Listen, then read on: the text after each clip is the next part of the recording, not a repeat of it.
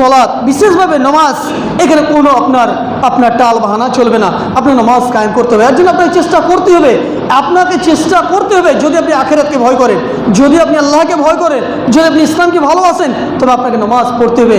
এবং তৃতীয় নম্বর পয়েন্ট হলো যে দুনিয়ার পিছে ছুটে আপনি আখিরাতকে ভুলে যাবেন, এটা কিন্তু ঠিক হবে না।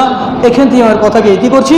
এবং শেষ মুহূর্তে আরেকটি কথা যেটা বললাম, যে যদি আপনি কোনো ভুলের সঙ্গে জড়িত আছেন, কোনো অন্যায়ের সঙ্গে, হয়তো মদ্যপান, কোনো হয়তো বা বেড়ির সঙ্গে, তাসের সঙ্গে, জুয়ার সঙ্গে হতেই পারে, তবে সেগুলোকে আস্তে আস্তে বর্জন করার চেষ্টা করুন, আস্তে আস্তে ছাড়ার চেষ্টা করুন।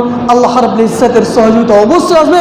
যদি আপনি একটু চেষ্টা করি, অবশ্যই আল্লাহ রাব্বুল ইজ্জতের আমাদের প্রতি সহযোগিতা আসবে। এবং কোনো ব্যক্তিকে আল্লাহ রাব্বুল ইজ্জত ততক্ষণ পর্যন্ত পরিবর্তন করবে না যতক্ষণ পর্যন্ত সে ব্যক্তি তার প্রতি চেষ্টা না করবে, কোনো একটা বিকল্প আপনার অবলম্বন না করবে, সে ব্যক্তিকে কখনোই সে হাল থেকে, সে অবস্থা থেকে আল্লাহ রাব্বুল ইজ্জত